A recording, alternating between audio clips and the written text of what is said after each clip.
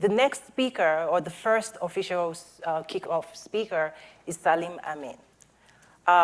To introduce him, I would say he's the foremost journalist on the continent of Africa. He flew in from Nairobi, Kenya. He had to make 3 stops to get here. So he really had to get here.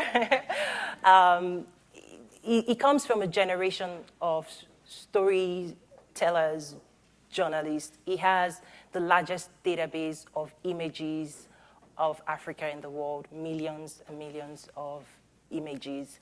There's no other person that can tell us the history of Africa, but also from a storytelling standpoint, where we are and where we're going from a business standpoint. And to introduce him, I'm going to play a video of one of his shows, The Scoop, and you'll get a flavor for some of his work. Please roll the video. Hey, check it out, man. This is your boy Akon, and right now you're watching The Scoop. Hi, and welcome to the show. Mambo VP. Hi, and welcome to the show. We're here on The Scoop. How would you tackle something like that? This is why I say that I would not live in a presidential palace. That's when we start changing the mindset, but also that's when we start reversing the brain drain. Businesses will play a more pivotal role in overall leadership. You are a leader. I am a leader. Let's get on with it. Many accomplishments in your life. What are you most proud of? Are the young people that I work with every day. I'm a little bit famous for being one of the first panel of journalists to interview Nelson Mandela. I'm the first blind in the world to have finished this race last year. What are the big industries or sectors that young Africans should look at going into over the next 5 years? We need to become a little bit more entrepreneurial. God doesn't duplicate talent. It's you and you alone. So farming is the next frontier. If you look at the generations before us, they're all pretty boring. I met a lady who was like the Halle Berry of Kibera. Gee, thanks. We had a baby. Halle Berry of like Kibera. Halle Berry, like. Tuku, the show's called The Scoop. You need to tell me something about yourself that nobody in the world knows. Wow. Something that nobody knows about you. Yo. Wow. The scoop, gosh, long and hard. What would your scoop be? Well, a lot of people don't know that I'm a master chef. But I absolutely hate raw garlic. I know that doesn't sound As a chef, you hate raw garlic. Raw garlic, the taste of raw garlic is the devil. Wow. So before I buy a book, I have to smell it. I've had a nose job. SpongeBob, is that what you call it? Tell me something about yourself. I pick my nose. Okay, everybody got it. Okay? You got to do better Clear than nose, that, man. clear nose, no boogers, no boogers. I would say I drink more camel milk than water. Wow. I like my beer. That is no scoop. A bigger scoop than that. And that's the alcoholic scoop with Zweiballer. Oh, okay, we're gonna you're gonna do a shout out for us. Okay. Yeah, so we can do. Yeah. I'm Zweiballer, you're watching The Scoop, I am Africa. You ready? Yeah. Okay.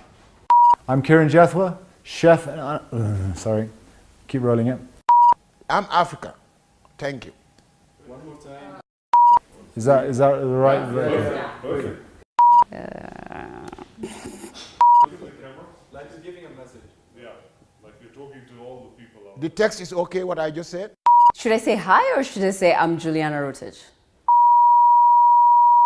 You're watching The Scoop. And you're watching The Scoop. I am. and I am Africa. And I am Africa. I am Africa. I am Africa. I am Africa. I am Africa. Cut, you can cut. I give you some samples now.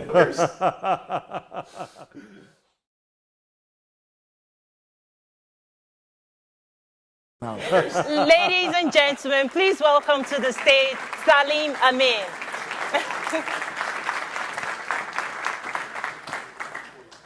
Good morning, ladies and gentlemen. I'm sorry you have to put up with me as the first speaker, but I will make it short. I know that we are running short of time. Thank you for watching that. It's one of the most satisfying shows that I've ever done. But let me take you back a little bit in history to some of the stuff that Toyin referred to about my history. In 1984, my father, Muhammad Amin, filmed images in Ethiopia that changed the world. They prompted the greatest act of giving in the 20th century. More importantly, they saved the lives of over 3 million people. Ever since I learned to be aware of my surroundings when I was 21, actually when I was much younger, I've had a camera in my hand or been around somebody who has had a camera. I didn't realize until much later in life how important and powerful that camera would be. But I only knew that this is all I ever wanted to do in my life and that I wanted to do it in Africa. I've been working professionally on the continent for the last 30 years, but have been involved in the media all my life. My father plied his trade in Africa for more than 4 decades. He loved Africa and its people, but most of the stories he did only highlighted the very worst that the continent had to offer. It did not make him happy or proud to win awards for successfully showing how people died. And he spent a large part of his life trying to balance the picture of the continent through the photography of Africa's beauty, her people, cultures, her nature, landscapes, flora, fauna, wildlife. He published over 75 books on the continent that have nothing to do with what he covered on the news. He started the show Africa Journal, the longest running news magazine show in the history of the continent. And he did it to showcase the stories that no one else was telling about our culture, our innovations, our development, the entertainment that we have, solutions and heroes. My father used a few of his platforms, of the platforms available at his time, to get those stories out. TV, of course, newspapers, books, magazines. Now we have so many more platforms to tell our stories. TV and print publications are still around, as is radio, but add the internet, social media, mobile phones, live events like this one, DVDs, cinematic films, podcasts, even visual games. We have opportunities that my father would never have dreamed of. Ones that he would have exploited to the fullest to fill his pockets. My dad was a bit of a notorious businessman. Again, we can talk later about how he shot pictures with 4 different cameras working for 4 different clients, none of whom knew he was working for the other one. With our content, as Africans, we are very innovative in that way. With our content, we try and look for positive stories, but we also can't back away from the bad news. But when Oscar Pistorius shoots his girlfriend in South Africa, we don't linger on the gory details of the murder. We take a view of gun control laws across Africa, something maybe some of you guys should do here in the US. When UN peacekeepers are accused of sexual assault in the Central African Republic, we look at how activists and the government are trying to promote the role of women in society there. When we do a story on Congolese refugees living in Uganda, we look at programs that have been set up to help them start their own businesses. We find characters and angles that provide solutions, heroes, hope that our problems will be solved by our own solutions. I hosted The Scoop for over 3 years, and I had the privilege of speaking to some of Africa's greatest success stories, from Bob Collymore of Safaricom to music legend Akon and conservation guru Richard Leakey. How we shaped Africa's story with The Scoop was not just achieved by the guests that we chose, but also by the questions that I asked. I tried to find out the challenges my guests had overcome, how they used their education, sometimes very little education, to help them reach their dreams, what advice they have for the young people on our continent, as well as what advice they have for our leaders. I was looking for how they balance their professional and personal lives, why they continue to stay in Africa or why they've come back to the continent, what they wish they had done differently, where they're aiming their talents and expertise in the future. Sometimes this could be very informative, showing Africa and the world the great minds that we have amongst us and the great careers we're nurturing. Sometimes this can be helpful, giving go-getters ideas of how to get ahead. Sometimes the show could be funny, as you saw, and surprising, especially when I ask my guests to tell me something else that nobody else knows about them, their scoop. We can also try and shape our stories by celebrating the achievements of our fellow Africans. As Africans, we tend not to celebrate our own heroes, the people that have done amazing things, are doing amazing things on the continent. We always tend to look outside to the Western world for heroes. I made a documentary on my father's work in 2007 called Mo and Me, and took it on a tour of film festivals around the world. Not only did it win dozens of awards, but the film helped show an African telling the continent's stories, keeping up with and beating Western journalists at their game. There are so many African stories that haven't been told. We know very little about our own history, even less about our neighbors.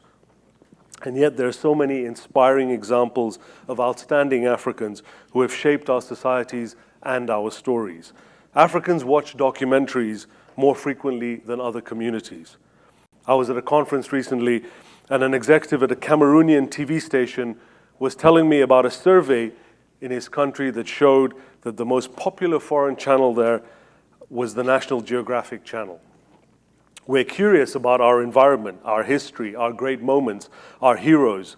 We have such young nations, it is still possible to talk to people who have shaped our development and who are responsible for our progress right now. One of the big problems we have on the continent is that young Africans don't have a sense of their own history. They don't understand or learn about the heroes that shaped our continent, our struggles. Again, they're not taught these things in school.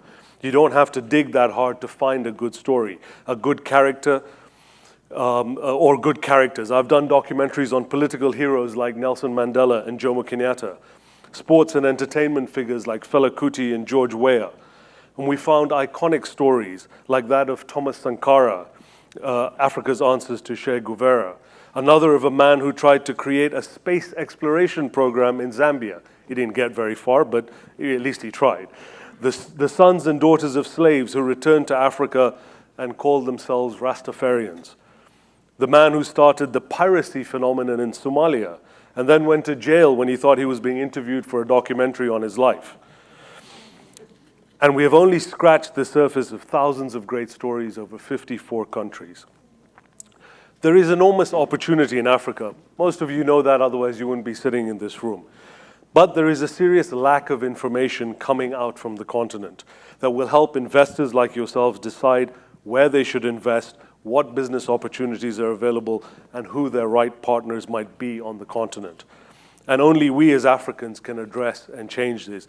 The number of venture capital companies that I have met over the last 4 or 5 years who have large numbers of funds, large amount of funds, but are constantly struggling to find the right companies to invest with, to partner with on the continent, is shocking. And it's because there is it's not because there aren't the companies there, there is very, very little research and information coming out to help guide some of those investments. I hope some of you someday soon will shape your own stories of your experiences on the continent, of the business and trade that you've done, of the people that you've worked with, of the lessons learned and the experiences gained. I hope you will allow me to tell some of your stories as you take this journey onto the continent. I look forward to welcoming you all in Africa very soon. Thank you very much and enjoy the rest of the conference. Thank you.